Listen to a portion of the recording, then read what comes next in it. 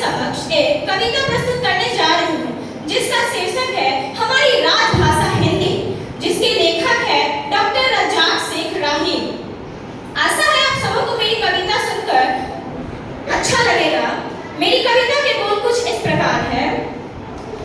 हम हिंदी है, हिंदी का हम सबको अभिमान है। हम हिंदी है, हिंदी का हम सबको अभिमान है।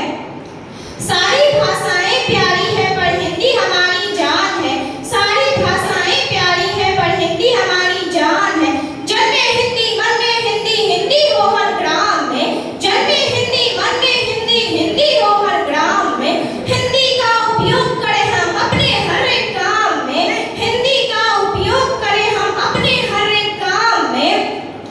हिंदी का उपयोग करें हम अपने हर एक काम में। एक सुर है, एक ताल है, एक हमारी तान है। एक सुर है, एक ताल है, एक हमारी तान है। सारी भाषाएं प्यारी है, सारी भाषाएं प्यारी है। राजभाषा है ये हमारी राष्ट्रीयता का प्रतीक है। राजभाषा है ये हमारी राष्ट्रीयता का प्रतीक है। राजभाषा है ये हमारी राष्ट्रीयता का प्रतीक है। हिंदी का विरोध करना क्या यह बात ठीक है? हिंदी का विरोध करना क्या यह बात ठीक है?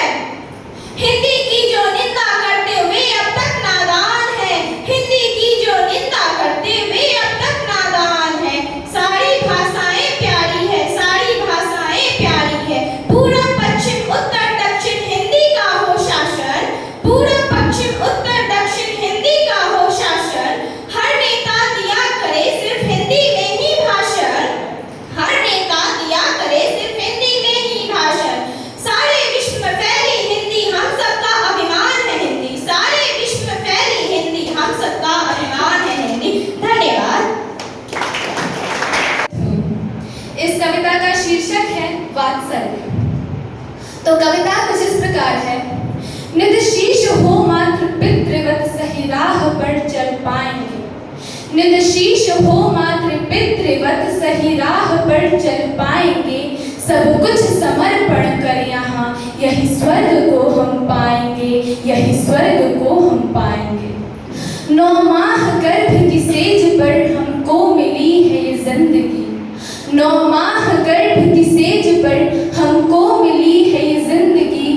कलयुग की इस कौशल्या का कभी ऋण चुका नहीं पाएंगे। कभी ऋण चुका नहीं पाएंगे। अश्कों की बारिशों में वह भीगती हर रोज है। अश्कों की बारिशों में वह भीगती हर रोज है। नहीं दुख में हम शामिल हुए, कुछ सेवा तो कर पाएंगे। कुछ सेवा तो कर पाएंगे। संतान सुख की लालसा पूरी है उम्र गुजार दी। संतान सुख की लालसा पूरी है उम्र गुजार दी।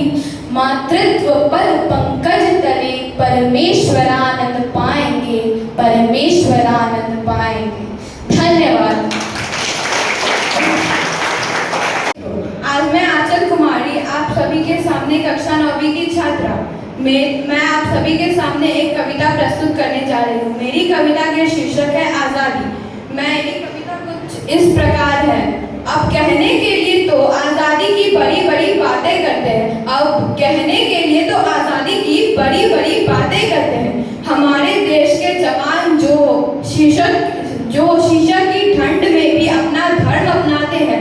भीषण सी तपती धूप में भी कभी नहीं कतराते हैं। जो एक सांस में कुर्बान हो जाते हैं। क्या हम आज़ादी का मूल समझ भी पाते हैं? अब कई नेता है जो इनकी कुर्बानी पे अपनी कुछ विशेष टिप्पणियां दे देते हैं। अब कई नेता है जो इनकी कुर्बानी पे अपने कई विशेष टिप्पणियां दे जाते हैं। तो हम क्यों चुप रहते हैं? हम क्यों मौन का चादर ओढ़कर गहरी नींद में सो जाते हैं? क्या हम आज़ादी का मूल समझ भी पाते हैं? यूं कहने के लिए तो हम अतिथि देवो भव के नारे भी लगाते हैं। यूं कहने के लिए तो हम अतिथि देवो भव के नारे भी लगाते हैं। पर घर आए मेहमानों के साथ बदसलूकी